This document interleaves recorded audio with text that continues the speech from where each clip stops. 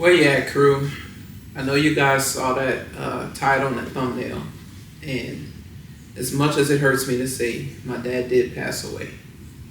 At the time of recording, it's been almost 2 weeks since he passed. He passed away the day after Father's Day. I did make a video about what was going on with him. I'm going to recap what happened for those who didn't see that video. I'm also going to talk about what it was like to be with him as he took his last breaths. A lot of people have been asking off and on, they want to know how we're doing.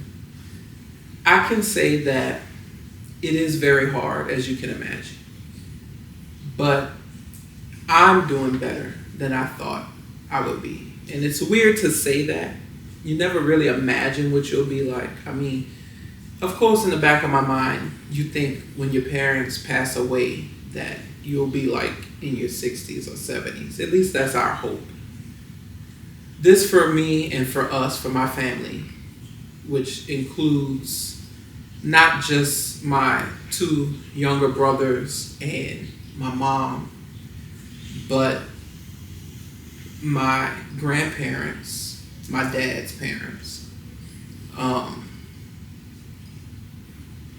his brother, my uncle, and a host of cousins and other family members. And then on top of that, a whole host of friends who are like family.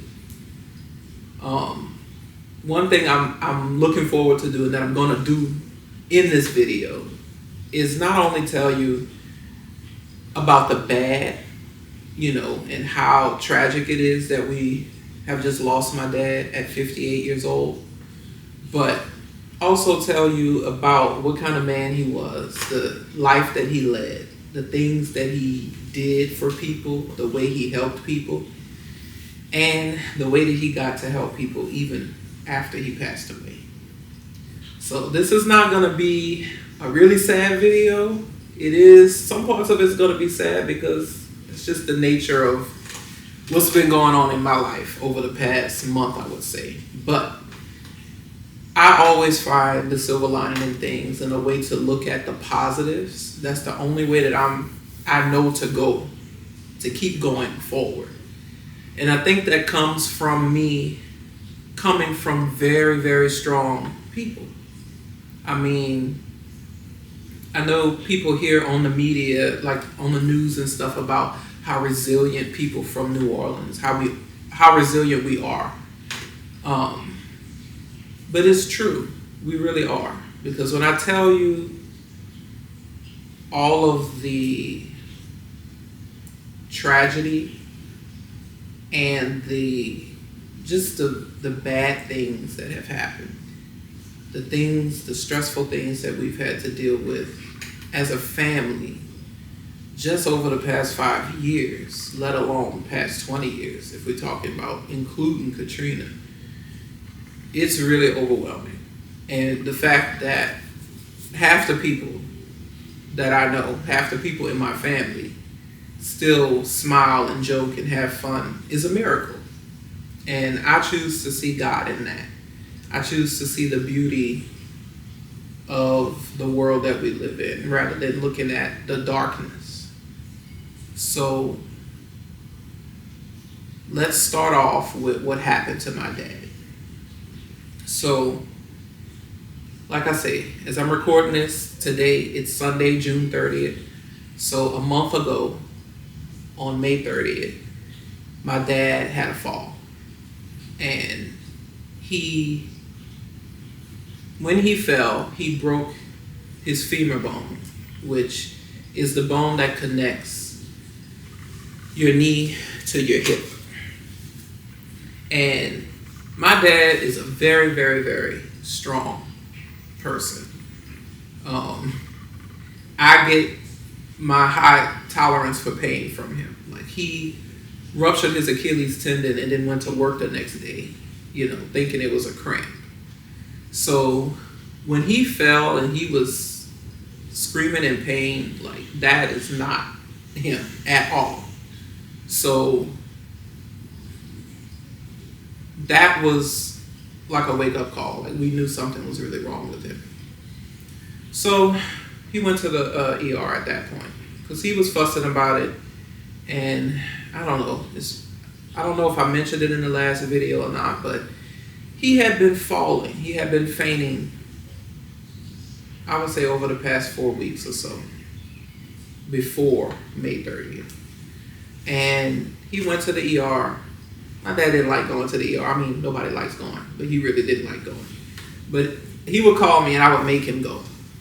And he was going, and of course it costs money to go. You know, you have to pay your copay and all of that stuff. And they wasn't really finding what it was that was making him faint, making him pass out.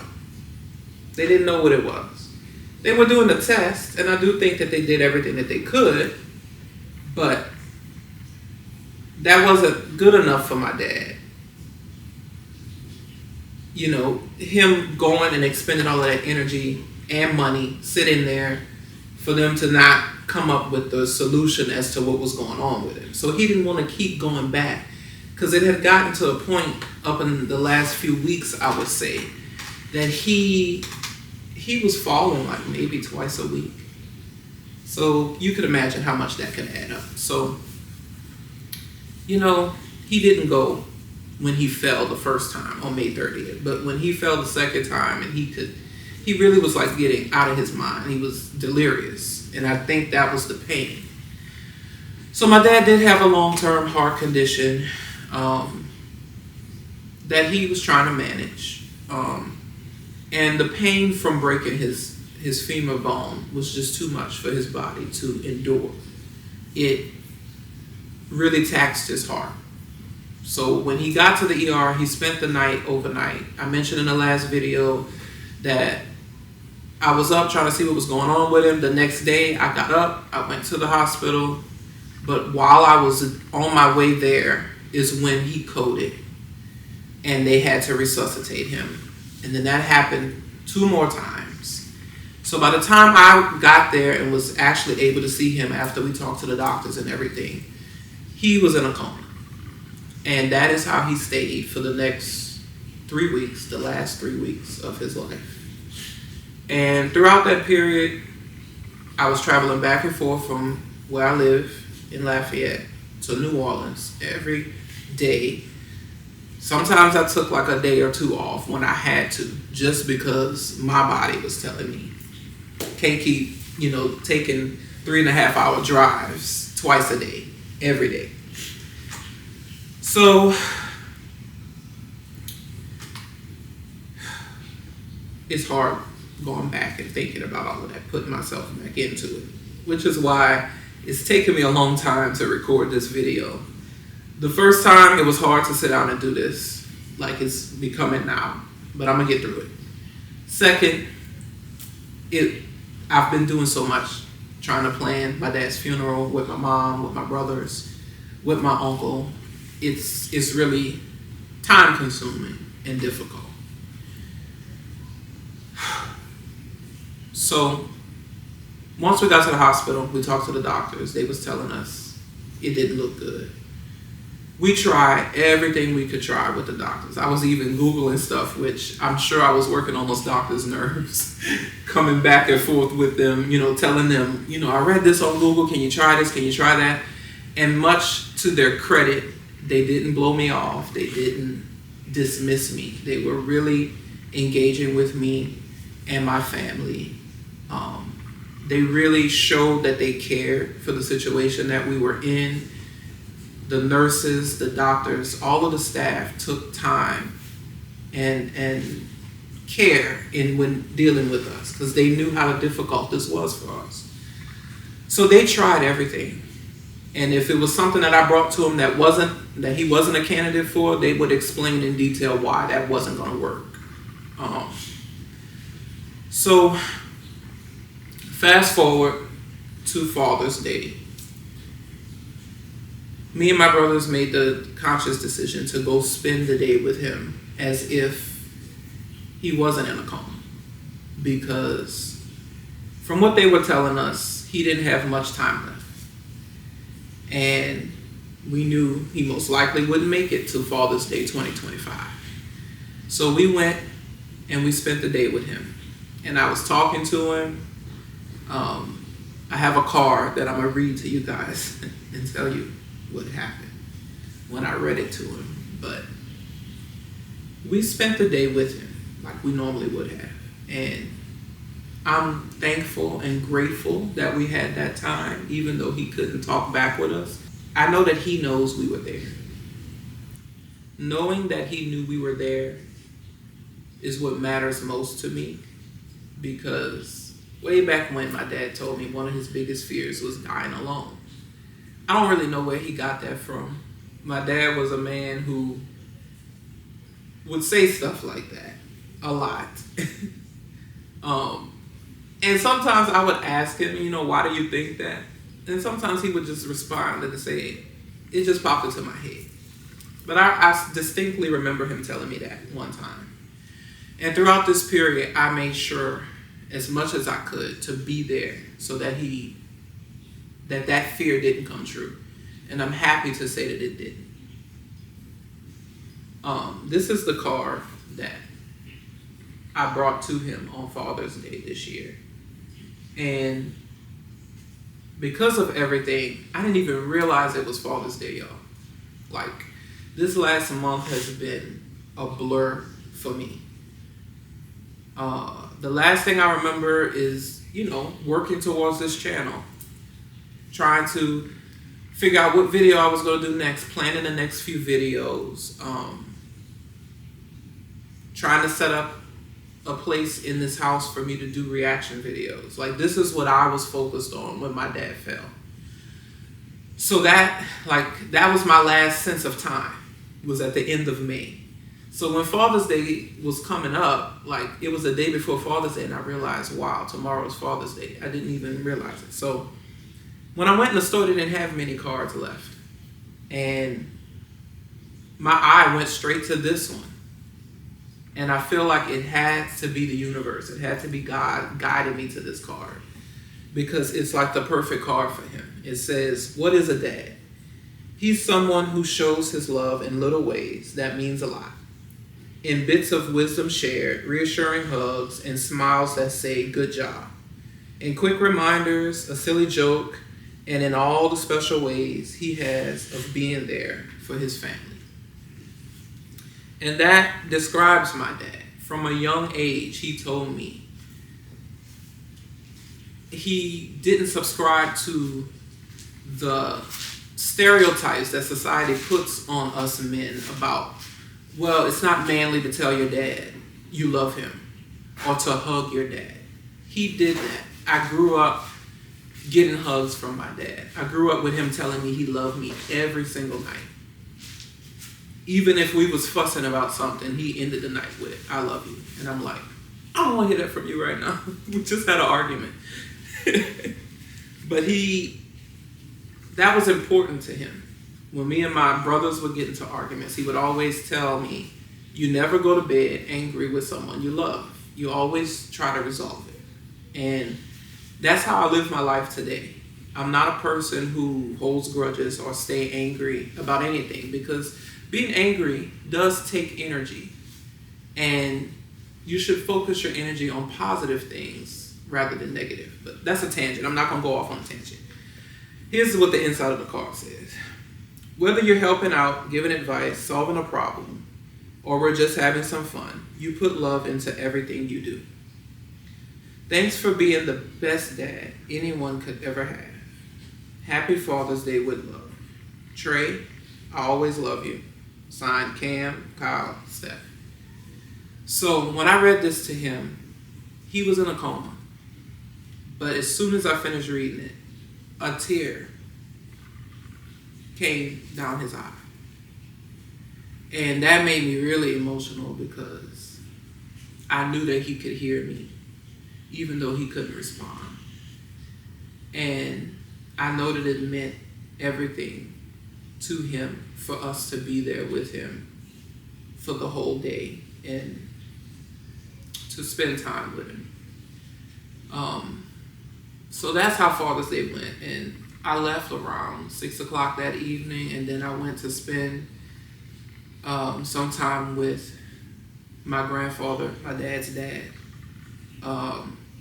because I wanted to make sure that I'm spending time with everyone, because this has reminded me that life is short. We don't know who's going to be here the next day or not. And, you know, when Katrina hit, I lost everything. My whole life. Like, I don't think it's publicized how bad that whole experience was for so many people. Because, yes, other people had it worse than we did, because luckily we didn't lose anyone. And people died. So we have to acknowledge that the loss of life was significant with Katrina. But the loss, I don't know how to describe it. Let me find my words. Just imagine if you woke up tomorrow and the house that you're living in is gone, and the neighborhood that you're living in is gone, the city that you're living in is gone, your work is gone, your school is gone, your whole sense of being is gone. You're thrusted into this new place where everything is foreign and you have to just start over. Nothing is familiar to you, and it happens like that. That happened to me at 11 years old. That happened to my brothers at, let's see, Kyle's 2 years younger than me, so 9. And Cameron was 4. And I can only imagine the stress that was on my parents trying to make sure that we had as much stability as we could have. So we went through all of that in 2005, the fall of 2005. By the summer of 2006, my grandfather on my mom's side was gone. He passed away. And all of that happened. So all of that trauma happened at that same time. And since then, you know, we've tried to make sure that we celebrate the holidays, the milestones, because going through something like that really, really, really shows you that life isn't promised. Things aren't promised. You know, a lot of us take Thanksgiving, Christmas, all the holidays for granted because, you know, you be like, oh, I gotta be by that cousin I don't want to be by. I wish this holiday was over. But when you think about it, those are the moments you will cherish and remember as you age, as you go on in life. So that's what happened to my dad. So this was Father's Day. So the next day, we had to go back to the hospital. They were telling us that that was it. There was nothing else they could do, and they didn't know how long he was going to last. So we went and we spent the day with him again. And I just had a bad feeling. We just basically knew that that day was the day. And we was going to have to take him off of the machines because the machines were the only thing keeping him alive. And that morning, we got a call from a nonprofit that handles organ donation here in Louisiana. Somebody grab this for me.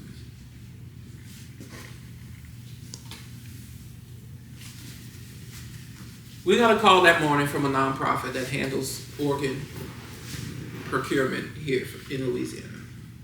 And, you know, we were confused because my dad was in multi-organ failure. We knew he wasn't a candidate for a heart transplant, which is what he needed to survive. So we was confused by what they were calling for. But what they was calling to let us know is that, you know, remind us that my dad was an organ donor. And because he was in the situation he was in, we had to make a choice on whether to like signed the papers and allowed them to harvest his organs to help other people. And because he was in multi-organ failure, we was confused by, what organs could they get? But, his heart was damaged, so his heart wasn't something that they could give to someone else. And neither was his kidneys, but his liver was. So that day started out with the process of trying to find a match for his liver. Unfortunately, they were not able to find a match. I'm not sure how far they looked, but they looked as far as they could. I don't know if it was just the New Orleans metro area or if it was the entire state of Louisiana, but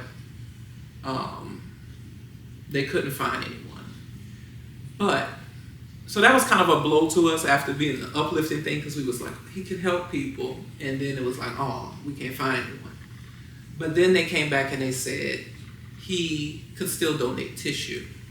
And the tissue could help people like athletes who have damaged their ligaments and stuff be able to play again.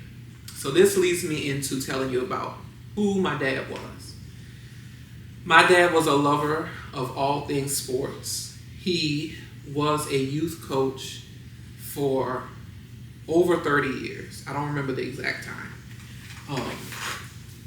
So this was very big for us, and I know he would have loved to be able to help any kind of athlete have a second chance at their career. And thankfully, he was able to do it. They were able to get the tissue that they needed to help, and they say it could help up to 100 people, which that just blows our minds, because that was a surprise, and it was a good surprise in the midst of one of the worst, not one of the worst weeks of my life. So, rewinding a bit, and I'm sorry guys if I'm all over the place with this story. I'm trying to recount everything as it happened in my head. I did not really want to spend time trying to really go through and make more than just bullet points. That's all I kind of did for this video. Because it is triggering to go through this again. I found that out the hard way in editing the last video. It's hard when you're reliving these moments, but I feel it's important for me to document this part, especially since I said that's what I was going to do. I'm the type of person who, if I'm going to do something, I'm going to go all in. I'm going to do it 100%. And if I'm going to film and record my life and vlog it for you guys, then I'm going to tell you everything. I'm not going to hide these bad things and just pretend everything is 100% happy all the time.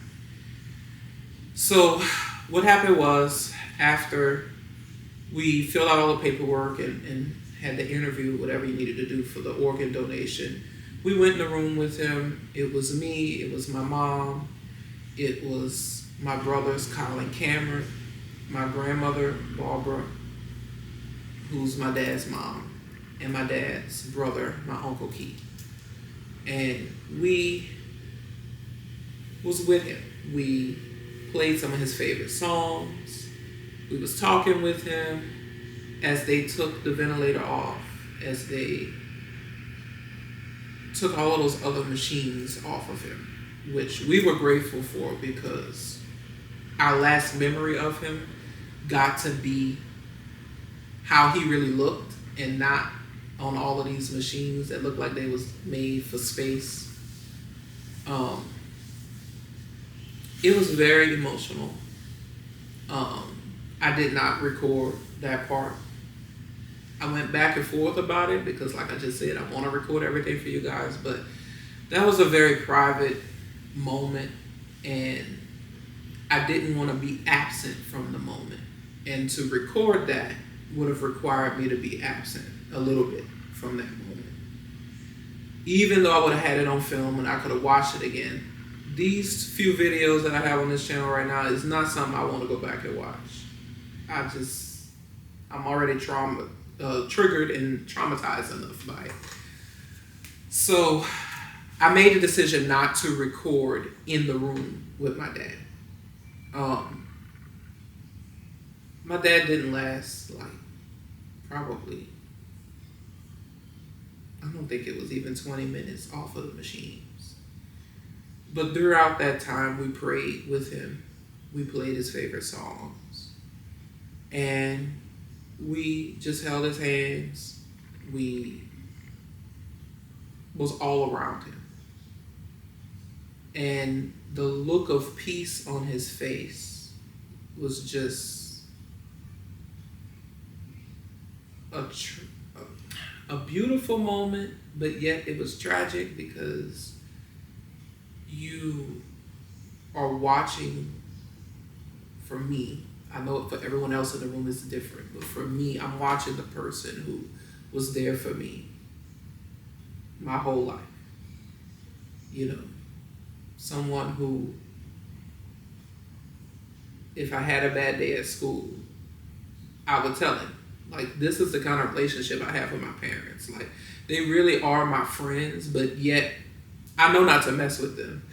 Like, they really found a way to thread that needle where they're still my parents, and I know, you know, I know that they're my parents. I respect them as such, but they're also my friends. Like, I talk to them about things.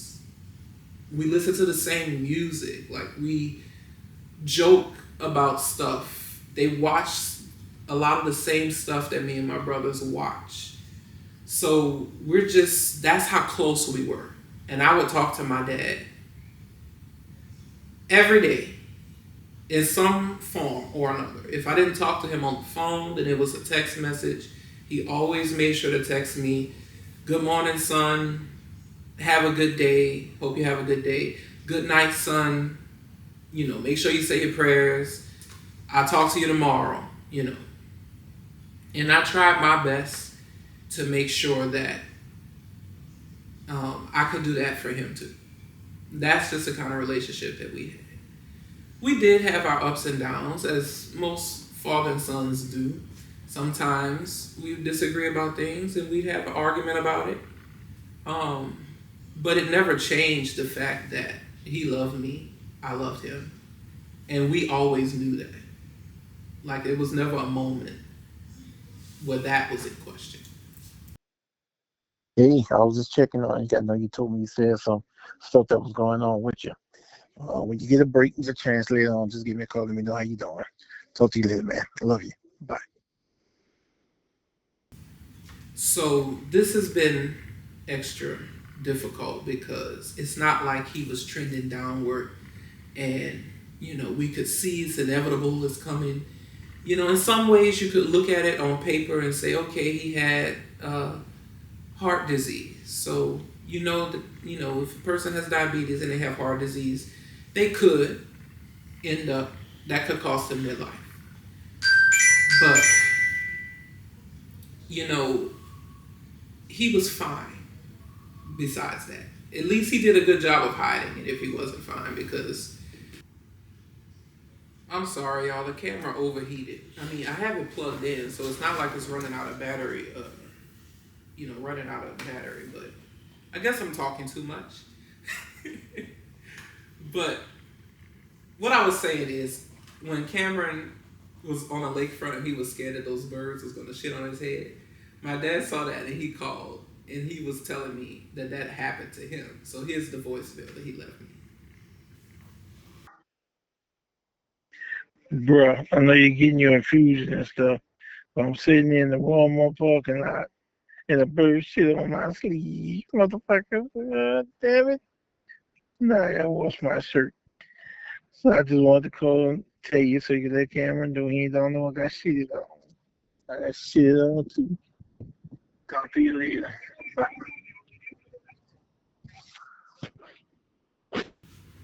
So y'all, that's who he was. He was a jokester, like, at his core.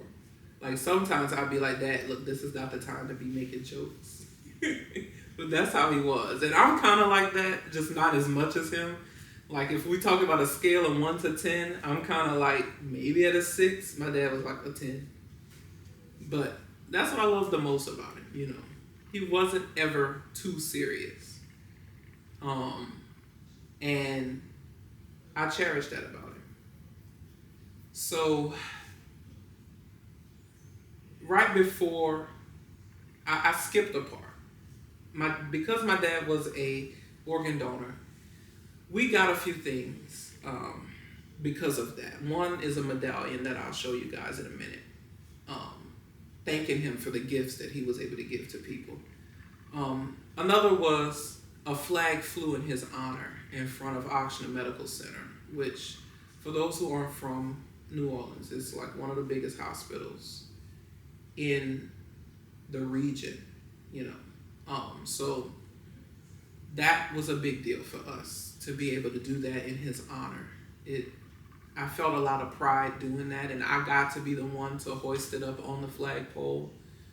And here's some video footage of us leaving the hospital, where when we first did it, it was raining and the wind wasn't blowing.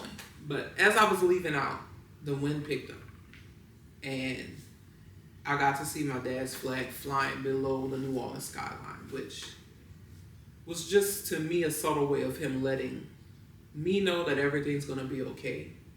Even though he's not here physically, that he's always going to be here with me. So here's that video. Yo, look at the flags. They wasn't blowing all day, and now I'm sitting here watching his flag blow in the wind right under the skyline. This is so emotional, but it's beautiful.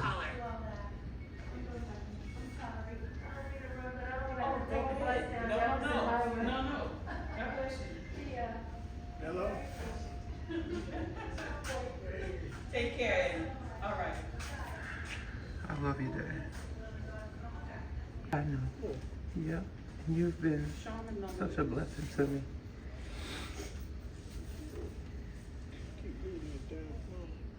Yeah. I know. We got to do it. So Stacy decided she didn't want to come, or she still wants to do it? Yeah. 504?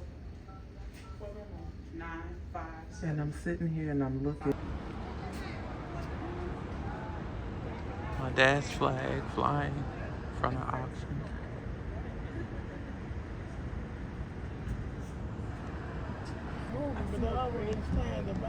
I don't think I raised it high enough, y'all. But it was blowing a minute ago. So, as y'all can see, that was an emotional moment for us. But I feel like that was him letting us know that he's always going to be here with us. And, you know, it has been really hard. One of the hardest things for me was about a week before he passed, when the hospital called and said, that's it, you know, there's nothing else we could do. We have tried everything and then some. When I had to call my grandparents and tell them that broke me, because you never want to deliver bad news like that to your grandparents, but especially when you're talking about their kid, because it's just not the way life is supposed to go, you know. As a parent, you're not supposed to lose your kid. So that's been one of the hardest things. Is I'm good. This may not be healthy, but you know, my feelings, when I get upset, I don't really show them. When Katrina hit, like, I was in class and I would just bust out crying. I was like 11 and I felt so embarrassed by this. And sometimes the kids would laugh, other people. So it made me feel some type of way about it. So I think that, coupled with me growing into a man and aging, I just don't show my emotions that often. I'll just get quiet. Maybe it's the Pisces in me, I don't know. But what really makes me emotional is when I see people that I love in so much pain and there's nothing I can do about it. And that moment when I had to tell my grandparents that was that moment for me. So I tried my best to hold it together. I think I did an okay job, but when I got off the phone with them, that was it. So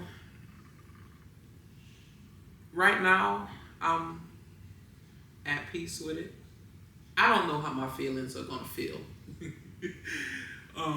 next week. You know, we still have not had the funeral for my dad.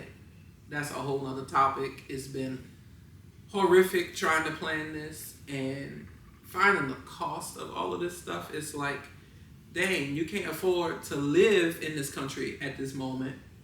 We can't afford to die either. It's like, it's so expensive to plan a funeral. But I digress. That's been part of the whole up. But the other thing is that it's just a lot. Like, you have to coordinate a lot. And it all has to come together at the right moment. And everything has to flow and fit. So that's what has been keeping me occupied. So the day after the funeral, when I no longer have all of that burden on me, who knows how I'm going to feel. I've had some friends tell me that, yeah, that's going to be when you feel it. So I'm not looking forward to that, but I do plan to stay positive. That's just in my nature. I plan to keep myself active and busy with everything that I have going on. One thing I know that my dad wouldn't want is for me to sit here and like go into depression over losing him. He would want me to live my life, be happy, and do the things that I want to do and need to do for myself. So that's what I'm going to do. I just wanted to give you guys an update on what happened, where we're at. I do plan to get back to everything like I just said. I have some fun things planned, like a candy review video like we did for the king cake review that we did, and trying these reaction videos. So I'm looking forward to all of those things. My dad's funeral is a week from, it's next Saturday coming up. So this week is going to be a lot that I have to do. So I think I talked enough. I appreciate all of the support that we've gotten from everybody. We definitely feel the love, and we love you back. Until the next video, peace.